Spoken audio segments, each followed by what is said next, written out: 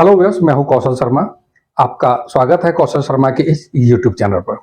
Viewers, आज की video में हम आपको दो ऐसी पॉपुलर योजनाओं के बारे में बताने जा रहे हैं जिनमें 1 अक्टूबर 2024 से इनके नियमों में बदलाव हो रहा है। तो ये योजनाएं हैं पीपीएफ यानी कि पब्लिक प्रोविडेंट फंड, और दूसरी है सुकन्या समृद्धि योजना। जी हाँ व्यूअर्स, इन योजनाओं में 1 अक्टूबर 2024 से इसमें कुछ चेंजेस किए हैं जिसकी वजह से बहुत सारे पीपीएफ और सुकन्या समृद्धि अकाउंट बंद हो जाएंगे, और बंद होने तक जितना भी अमाउंट आपका इन अकाउंट के अंदर है उस पर मिलेगा आपको बिल्कुल जीरो इंटरेस्ट। तो क्या क्या बदलाव हुए हैं नियमों में और क्यों हो रहे हैं ये बदलाव, ये सब आज इस वीडियो में हम जानेंगे। तो इस वीडियो को पूरा जरूर देखिए। ये वीडियो आपको अच्छा लगे तो इस वीडियो को लाइक करें, और चैनल पर पहली बार आए हैं तो इस चैनल को सब्सक्राइब कर लें बेल आइकन के साथ। तो वे सबसे पहले हम समझ लेते हैं पीपीएफ और सुकन्या योजना के बारे में संक्षेप में कि इन अकाउंट में लोग अपना पैसा क्यों इन्वेस्ट करते हैं। तो वे पीपीएफ होता है हमारा पब्लिक प्रोविडेंट फंड। इसमें हम 15 सालों तक पैसे इन्वेस्ट करके रखते हैं। इसमें मिनिमम 500 रुपए और अधिकतम एक वित्त वर्ष में 1.5 लाख रुपए तक जमा कर सकते हैं। अभी पीपीएफ पर 7.1% का इंटरेस्ट मिल रहा है, जबकि सुकन्या समृद्धि योजना 10 वर्ष तक की गर्ल्स चाइल्ड के लिए होती है। इसमें हर साल मिनिमम 250 रुपए और मैक्सिमम 1.5 लाख रुपए तक जमा कर सकते हैं। इसमें भी 15 सालों तक पैसे इन्वेस्ट करने होते हैं, लेकिन पैसे 21 साल बाद मिलते हैं, और इसमें अभी जो इंटरेस्ट मिल रहा है वो 8.2% का मिल रहा है, जो कि हर तिमाही बदलता रहता है। साथ ही इन दोनों ही स्कीम में एक बड़ा बेनिफिट होता है ट्रिपल ई का, यानी कि एग्जेम्प्ट एग्जेम्प्ट एग्जेम्प्ट, यानी किसी प्रकार का टैक्स आपको इन स्कीम्स पर नहीं देना होता है। जैसे आप इन स्कीम में जो भी पैसा इन्वेस्ट करते हैं तो वो एग्जेम्प्ट होता है, यानी टैक्स नहीं लगता है। इस पे जो इंटरेस्ट मिलेगा वो भी एग्जेम्प्ट होता है। इसके अलावा इसकी मैच्योरिटी पर जो आपको अमाउंट मिलेगा वो भी एग्जेम्प्ट होता है, और साथ ही ये रिस्क फ्री इन्वेस्टमेंट होता है। तो इतने सारे बेनिफिट होने के कारण लोग इसमें पैसा लगाना ज्यादा पसंद करते हैं। अब यहां पर हम जान लेते हैं कि सरकार ने पीपीएफ और सुकन्या समृद्धि योजना अकाउंट में 1 अक्टूबर 2024 से नियमों में क्या क्या बदलाव किए हैं। अगर इन नियमों को आपने नहीं समझा तो आपका खाता बंद हो जाएगा, और इन अकाउंट में जमा पैसे पर आपको जीरो इंटरेस्ट मिलेगा। तो सबसे पहले पीपीएफ खाते के नियमों में हुए बदलावों को हम समझ लेते हैं। तो वित्त मंत्रालय के डिपार्टमेंट ऑफ इकोनॉमिक अफेयर्स ने पीपीएफ अकाउंट से जुड़ी 3 नियमों में बदलाव किए हैं। इसमें से जो सबसे बड़ा बदलाव है वो बच्चों को लेकर है। पीपीएफ में नाबालिगों के खाते में बदलाव हुए हैं। तो अब अगर नाबालिग के नाम से कोई पीपीएफ खाता ओपन करता है, यानी उसकी उम्र 18 साल की नहीं हुई है, तो ऐसी स्थिति में ऐसे अनियमित अकाउंट पर इनको सेविंग अकाउंट के बराबर का ब्याज का भुगतान किया जाएगा। वही जब वह 18 साल की उम्र पूरी कर लेगा तो उसे पीपीएफ अकाउंट का पूरा ब्याज मिलना शुरू हो जाएगा। तो खातेदार का 18 वर्ष के होने के बाद ही उसे पूरा ब्याज दर का भुगतान किया जाएगा। तो अभी पोस्ट ऑफिस के सेविंग अकाउंट में 4% का ब्याज दिया जा रहा है, तो नाबालिग की स्थिति में ये इरेगुलर अकाउंट माना जाएगा। तो इस तरह से पीपीएफ अकाउंट पर उनको 4% का ब्याज मिलेगा, लेकिन वह 18 वर्ष का हो जाता है तब पीपीएफ अकाउंट पर उसे 7.1% का ब्याज मिलेगा।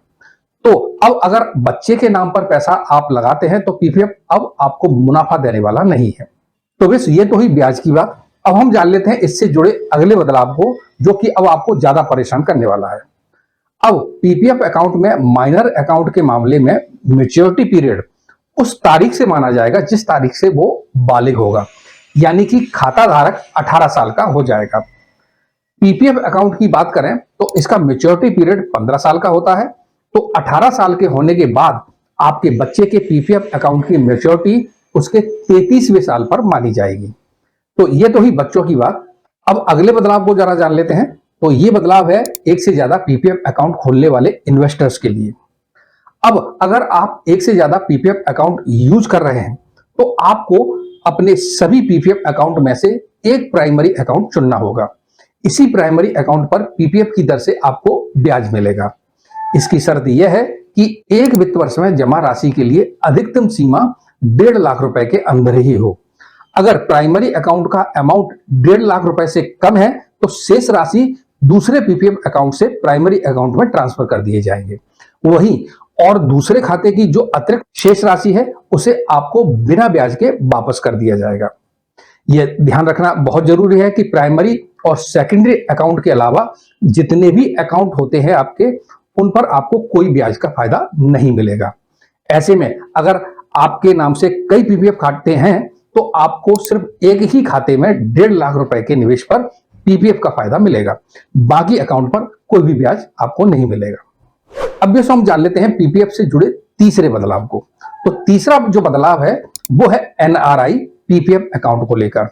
अगर कोई खाता धारक खाते अवधि के दौरान विदेश में बस जाता है, यानी वो एनआरआई का स्टेटस हासिल कर लेता है, तो अब उसे 30 सितंबर 2024 तक सिर्फ डाकघर के बचत खाते के बराबर का ब्याज मिलेगा, यानी 4%। 1 अक्टूबर 2024 के बाद तो पीपीएफ अकाउंट पर कोई भी ब्याज नहीं मिलेगा। ये जो नियम है पीपीएफ 1968 के तहत खोले गए उन एक्टिव एनआरआई पीपीएफ अकाउंट पर लागू होगा। व्यूअर्स, अब हम जान लेते हैं सुकन्या समृद्धि खाते में हुए बदलावों को। देखिए, जैसा आपको पता था कि कोई भी पेरेंट्स अपनी 2 बच्चियों का ही खाता ओपन करवा सकता है, उससे ज्यादा वो ओपन नहीं करवा सकता। मान लीजिए किसी के घर में 3 बच्चियां हैं, अगर गलती से आपने तीसरी बच्ची का भी खाता ओपन करवा दिया है, उस कंडीशन में अब उसका खाता क्लोज कर दिया जाएगा। वैसे ये रूल पहले भी था, लेकिन अब सरकार इसके ऊपर ज्यादा सख्त हो गई है। दूसरा सुकन्या समृद्धि का खाता है वो माता पिता ही अपने बच्चों का ओपन करवा सकते हैं, लेकिन बहुत सारे केसेस में पाया गया है कि बहुत सारे जो लड़कियों का खाता है उनके माता पिता नहीं चला रहे हैं, बल्कि उनके दादा दादी, चाचा चाची और भी रिश्तेदार हैं वो उसको चला रहे हैं, जो बिल्कुल भी लीगल नहीं है। अब इसको भी बिल्कुल क्लियर किया गया है। अब सुकन्या समृद्धि के खाते को सिर्फ बच्ची के असली पेरेंट्स ही चला पाएंगे, वही उनका खाता ऑपरेट करेंगे, किसी और गार्जियन के द्वारा इसे ऑपरेट नहीं कर सकते। यानी अब दादा दादी, चाचा चाची के द्वारा लड़कियों का खाता ऑपरेट नहीं किया जा सकता। अगर किया जा रहा है तो इसे बिल्कुल बंद कर दिया जाएगा। लेकिन बहुत सारी कंडीशन में ऐसा हो सकता है कि उसके माता पिता आज के टाइम पर नहीं है, यानी उनकी डेथ हो चुकी है, तो उस कंडीशन पे सरकार ने ये कहा है कि उनको कोर्ट से इसके लिए कुछ डॉक्यूमेंट्स जमा करके परमिशन लेनी पड़ेगी, तभी वो इस खाते को ऑपरेट कर सकते हैं। तो वैसे ये थे पीपीएफ और सुकन्या योजना के कुछ बदले हुए नियम, जो कि आपके लिए जानना बहुत जरूरी था। तो आज के वीडियो में इतना ही। उम्मीद करते हैं आज का ये वीडियो आपको जरूर अच्छा लगा होगा। इसी तरह के और भी वीडियो आगे भी हम आपके लिए लाते रहेंगे। अगर ये वीडियो आपको अच्छा लगा तो इस वीडियो को लाइक करें, शेयर करें दूसरों के लिए, जिससे कि इसका नॉलेज दूसरों को मिले। अभी तक आपने हमारे इस चैनल को सब्सक्राइब नहीं किया है तो नीचे दिए गए सब्सक्राइब बटन को प्रेस कर लें बेल आइकन के साथ, जिससे जब भी हम नया वीडियो बनाएंगे तो उसका नोटिफिकेशन सबसे पहले आपको मिल जाया करेगा। और वीडियो से संबंधित कोई भी प्रश्न हो या कोई भी सुझाव हो तो हमें कमेंट जरूर करें। वीडियो देखने के लिए बहुत बहुत धन्यवाद। जय हिंद।